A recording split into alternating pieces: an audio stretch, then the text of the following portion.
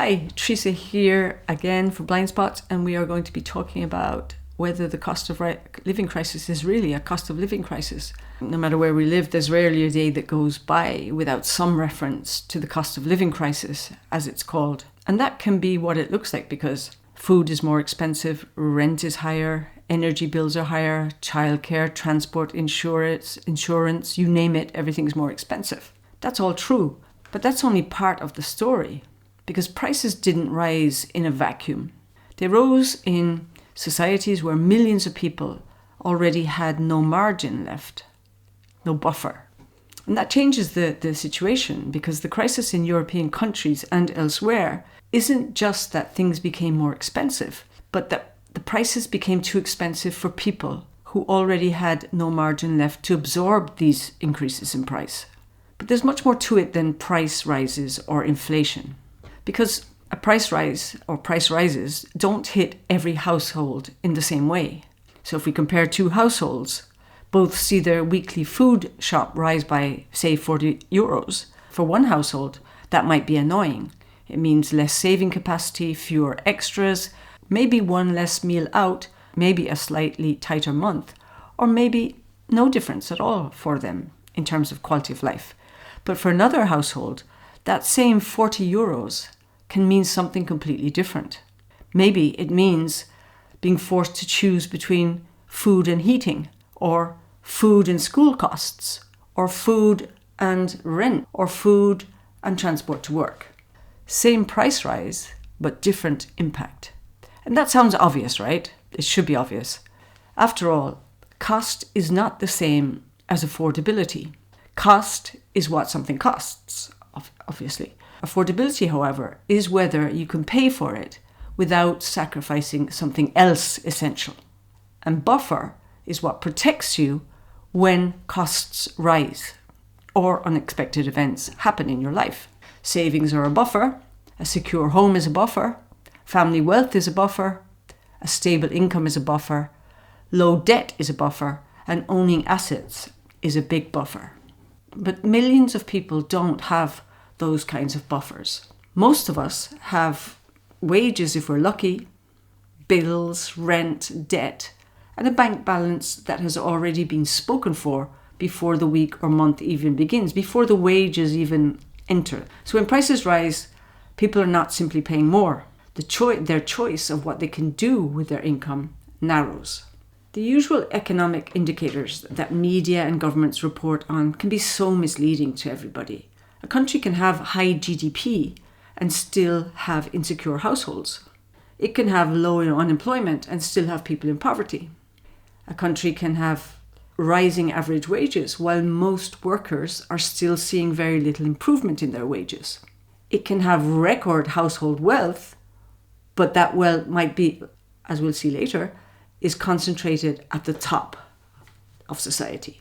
And inflation can fall while prices remain painfully high. So when we hear that inflation is falling, it can sound like prices are falling. But often, that only means that prices are just rising more slowly, not coming down. The new higher prices remain. So people are told that the economy is improving, and we hear comparative economic indicators like employment fell by whatever percent, while their weekly shop still costs more, but their wages haven't gone up. Their rent is still too high, the energy bill is still sitting on the table, and the savings, even if they had any, are all gone. That's why cost of living crisis can be a phrase that doesn't describe the problem, the real problem. It sounds like a general problem, like a weather event, something that is happening to everybody equally. It even sounds like something temporary, right? Because a crisis, in theory, is temporary. It ends at some point. But this crisis is not landing equally. The cost of living crisis isn't just about rising prices. It's about the unequal capacity to survive rising prices. Across Europe, this becomes even clearer.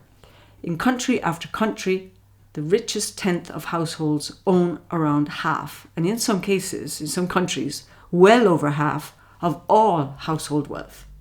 In Ireland, for example, considered a wealthy country, the top 10% of the population own about half of household net wealth. In Germany and Italy, the share is around 60%. In Austria, it's even higher. These are not failed states by any means. These are wealthy European economies. So when we talk about a cost of living crisis, maybe that's not the right word to use, as I said. Maybe it's more a problem about wealth distribution and who owns what and who earns what. That would be a better explanation. Ireland is a useful example because it's often described as a wealthy country. And when you look at economic indicators, it can look like that. It is, comparatively as well. But the question isn't whether wealth exists or not. The question is where that wealth sits. Who is holding wealth and who isn't? In Ireland, the top 10% of households own about half of household wealth. The bottom half owns less than 1/10 of the total wealth. That means a huge number of people are living in a wealthy country without much personal wealth behind them, not to mention debt levels. And that distinction is important because wealth isn't just money sitting around. Wealth is protection. It's the ability to absorb a rent increase or a life event, to survive a job loss, to pay for a funeral, to fix the car that you depend on, to replace a broken fridge, to buy school supplies without having to sacrifice on something else that's important. So when someone says Ireland is a wealthy country, the answer should be yes. But who does that wealth protect? Because it's not just about having wealth, it's the repercussions and the consequences of what happens to you when you don't have any. When people are under pressure, they look for cause and effect, right? That's normal. We need to understand why something is happening. If rent is impossible, food is expensive, the GP is unavailable, if the school is full, and people's jobs don't pay enough to meet these costs and expenses, people want to know why. But if the deeper structural reasons and causes of all of this are invisible or not explained by the press or by governments, people often will blame what's visible. But wealth concentration is not visible. Asset ownership is not visible. Rent extraction is not visible. A labour market full of low-paid essential work is not visible in the same way either. The ownership structure of a country doesn't stand on the street wearing a high-vis jacket. So the public story often stops at the surface and says things like, there's a housing crisis, there's a cost of living crisis, there's pressure on services, there's too much demand. But it doesn't ask the question, who owns the wealth and why? Who owns the housing and why? Who has a buffer? Who has no buffer?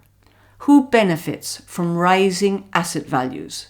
Who benefits from rising prices? Who pays rent into someone else's wealth every month? Who gets blamed for a system they did not create? If we don't understand the cause, we end up fighting the scapegoat. And that's dangerous, no? Because the problem isn't that ordinary people are imagining all of these crises and the financial pressure. The pressure is real. The problem is that often we are given the wrong explanation for the pressure. So what needs to change? First, we need to stop measuring success only by averages. So when we talk about wealthy countries, we need to stop measuring that by averages. Average wages, average wealth, gross domestic product, employment rates. These figures tell us something, but they're only part of the story. They don't tell us whether ordinary people are secure and have access to the basics they need for survival.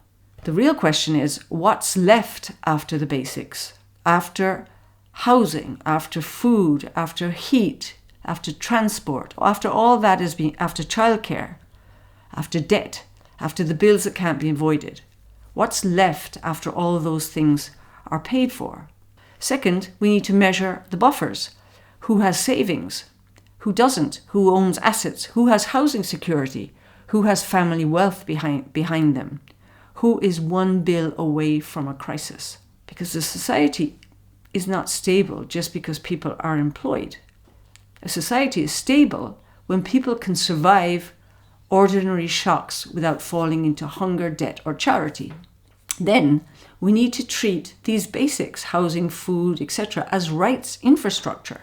Food, housing, heat, water, transport, childcare, and basic access to services are not luxuries. They are the foundations of a functioning life, of a life with dignity. If people can't access those things, then the economy is not working for them, no matter how good the national figures look on paper. And fourth, policy needs to be judged by what it does for the bottom half of the population, not only by whether it grows the economy, not only by whether the wealthiest households feel confident. When it comes to ordinary people, the questions we need to be asking: can the majority afford to live? Can the majority build a buffer? Can the majority not have to rely on charity? Can the majority say no to labour exploitation? Can the majority plan beyond the next bill? How close are the majority of us to the abyss, to losing our home, to not being able to access healthcare? Because the measure of a society is not how much wealth exists at the top, it's how much security or insecurity exists at the bottom. So maybe what we call the cost of living crisis isn't just about rising prices. It's about exposure. Who has protection when prices rise? So the real question is not only why is life so expensive? It's why are so many people so exposed? Why can't so many people cover their basic survival needs in wealthy countries?